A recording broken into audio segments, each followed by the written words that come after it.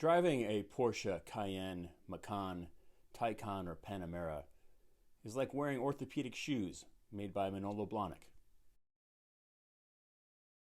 I purchased a Honda CR-V in 2005 while still in my mid-20s. I prized functionality more than anything else, although the state of Illinois put paid to any delusions of sex appeal or youth by stamping station wagon on the vehicle registration card. I knew it wasn't an SUV. I didn't want it to be an SUV, but station wagon? Christ. I know some of you are worried that vasectomies will be banned once the post-Roe Christian caliphate is declared in this country. However, I would argue that I was neutered then and there on Des Plaines River Road. My 2 children are indeed miracles. Porsche, that icon of sports car lore, that which killed James Dean, that which was the foil of Guido the Pimp, that which may not have invented the backseat too small to sit in, but certainly perfected it. Porsche currently makes 2 sports car models and 4 four-door models, 2 of which the state of Illinois would consider to be station wagons. This episode features a Beastie Boys inflected personal/societal crisis from Liily, a tense collision of jazz and UK garage or grime from Ebi Soda, and a haunting, expertly produced piece of post-punk from Blushing. But first, it's Biitchseat with Blackberries and Cherry Cola. Forward to moving forward. Race feels like blackberries and cherry cola, blackberries and cherry cola. I was fretting over whether it was good to mix a review of the Porsche Macan and Biitchseat because it didn't seem to be any obvious ties until I realized that whereas riding bitch was more or less impossible in a Porsche until recent times, thanks to developments by thumbsuckers and bedwetters, it is all too easy now. Biitchseat come from Cleveland, though on this song they don't have as much of an urban feel as they do one of Weary Americana. I wrote on my Instagram review back earlier in the year that they remind me of Four Non Blondes. I also wrote that it seemed like the song ends up in a place that was maybe unknown to them when they first started writing it. It begins almost as an exhausted lament, like you've just finished drying dishes, thrown the towel over your shoulder, and are kind of staring out the kitchen windows blankly while rueing the mundanity of it all. The lyrics complain about doing things that solely feed into the algorithm while freely admitting not knowing what the algorithm really is. But then this confusion over whether to surrender to the digital world or retreat from it, the band goes on the attack.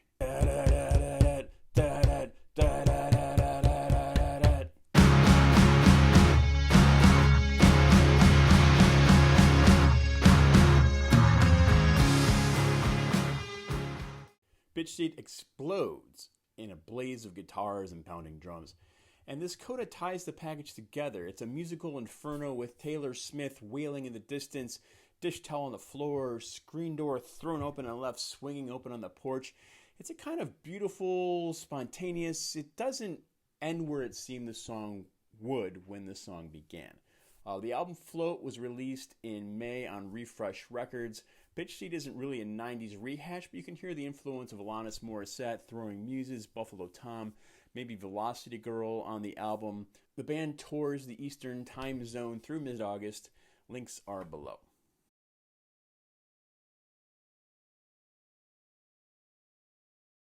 I just realized that putting Liily and Biitchseat together makes this the unofficial, gratuitous Silent I episode.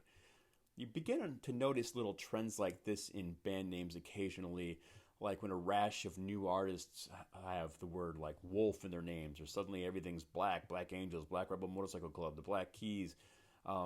Blackberries and Cherry Cola actually isn't even the first song I like this year, performed by a double I band and referencing Cherry Cola, the other being Cherry Coke by the band Biitchseat.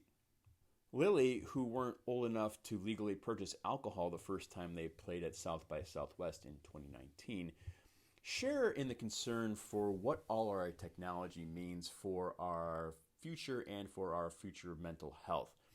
Man Listening to Disc eschews nostalgia and points out the violence inherent in the system. Help, help, we're being repressed.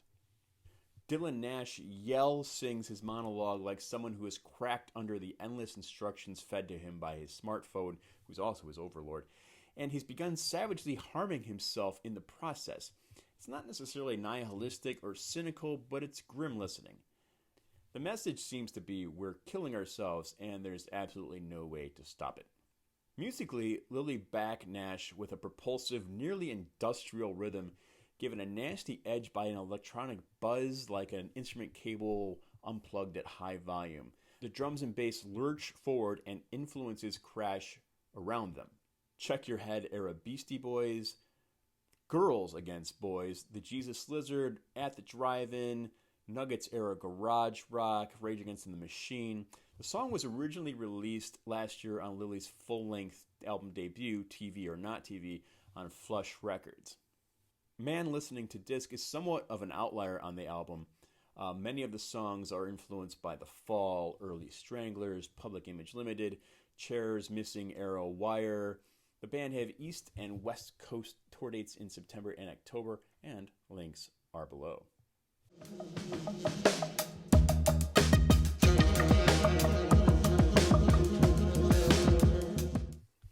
Ebi Soda's Gated Community with a Public Pool is such good music. It's like a combination of grime, the British offshoot of hip-hop, and the Albert Eiler song All Love.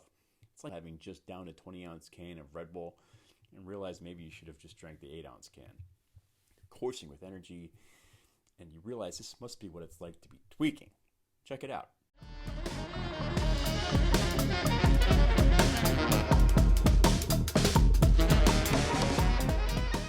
The title, regardless, Gated Community with a Public Pool, is like a manhunt through a hot city like Lagos or Miami at night. The streets are drenched in sweat, too many people are out at this hour, and the smell of garbage is starting to make you a little nauseous. A remorseless garage grime bass line pushes, despite the distorted saxophone flooding the brain as you beg to wait, please, I can't think. That's the song, I love it.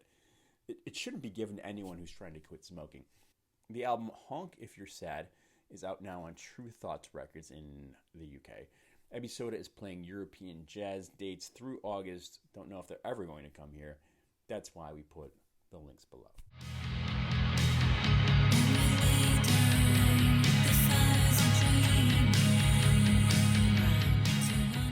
So the 80s and 90s are big again, not just among bands, but among, TV and film and everything else.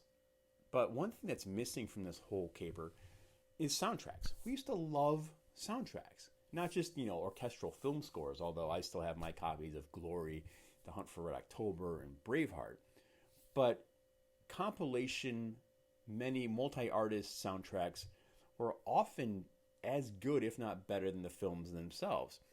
This case sticks out for Batman Forever in particular, although you could argue that Prince's soundtrack for the first Tim Burton Batman movie was as strong as the movie itself. Just about every soundtrack to a Cameron Crowe movie, bar Almost Famous, is stronger than the movie itself. And you had things like, you could have a single genre soundtrack, like the way Repo Man placed LA Hardcore in a neat little package. Or you had themes of cover songs like Less Than Zero featured bands like the Bangles to Slayer covering 60s and 70s hits.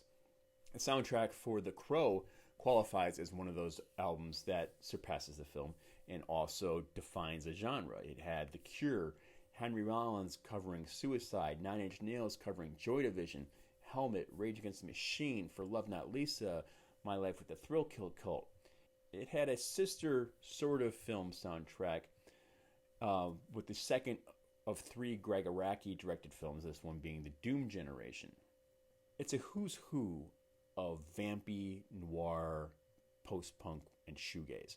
Curve, Love and Rockets, Cockatoo Twins, Meat Beat Manifesto, The Verve, Jesus and Mary Chain, Lush, Slowdive.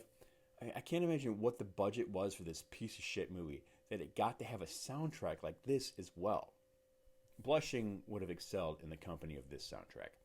Their song, The Fires, is shoegazy, yes, But it's inventive in that it puts the drums crammed in a corner, almost as if Jason Newsted has finally gotten his revenge on Lars Ulrich. And the drums have to wait until about the 2-minute mark until a cymbal crash just kind of slices the song right in half. And it's a disturbance in this sort of dream atmosphere they've created that you're not sure the song is going to survive this sort of event, only it eventually does. It recovers, and the drums do as well. In fact, the drums then begin to support the song with a sort of swagger as the song leads out.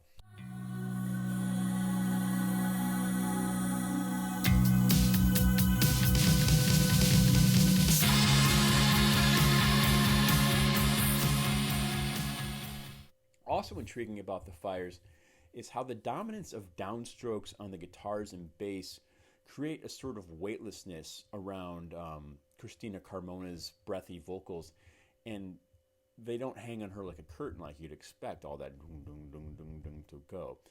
Ride member Mark Gardner mixed and mastered the recording, so they had hired somebody who knew what they were doing. Maybe Gardner should go work for Porsche.